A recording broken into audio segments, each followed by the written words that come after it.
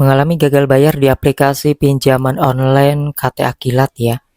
Jadi banyak sekali orang-orang yang mengalami telat bayar bahkan sampai gagal bayar di aplikasi pinjaman online yang satu ini. Seperti apakah? Apakah ada DC lapangan yang datang ke rumah atau justru penagihan dari jarak jauh yang sering dilakukan oleh aplikasi ini? Jadi untuk aplikasi KTA Kilat sendiri ini adalah aplikasi pinjaman online yang resmi OJK, dan juga di sini menurut banyak pengalaman orang-orang yang gagal bayar di aplikasi ini, jika DC8 dari KTA Kilat ini belum pernah datang ya, banyak juga yang gagal bayar 5 juta, 8 juta ya. Mereka hanya dihubungi lewat telepon aja. Nah, ada juga beberapa kejadian kalau si DC dari KTA Kilat ini memang tidak datang, tapi nelponnya itu ke nomor kantor teman-teman ya.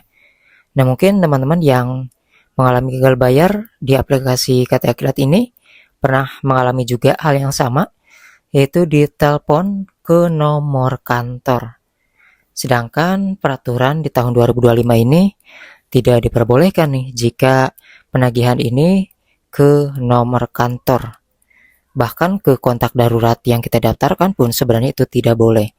Nah, maka dari itu, kesimpulannya di sini adalah untuk aplikasi KTA Kilat ini jarang sekali DC lapangan ini datang, hanya menelpon saja.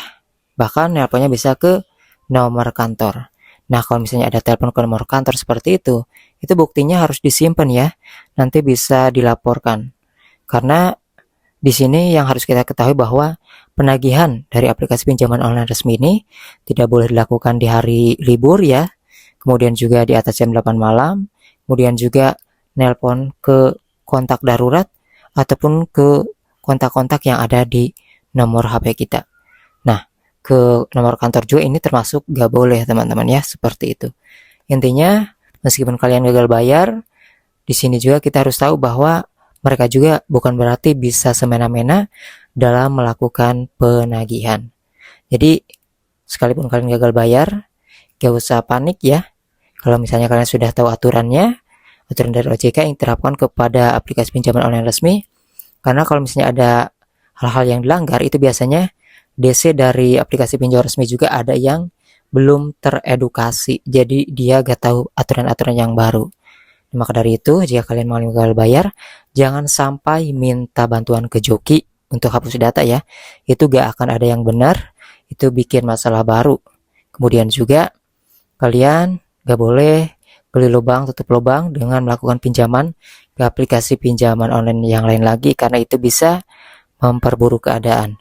Udah di sini gagal bayar, kalian nanti dapat masalah baru di pinjol yang lainnya. Maka dari itu, alangkah baiknya kalau misalnya sudah tidak sanggup bayar ya satu aplikasi, usahakan di situ udah aja stop kayak gitu ya.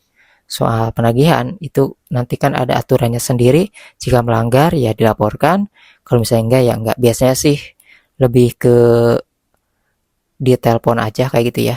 Di atas 3 bulan biasanya gak bakalan nagih lagi, kecuali mereka sudah punya izin kembali untuk melakukan penagihan di atas 3 bulan ke pihak OJK, seperti itu teman-teman. Intinya gak usah panik karena banyak sekali orang-orang yang mengalami gagal bayar di aplikasi KTA Kilat.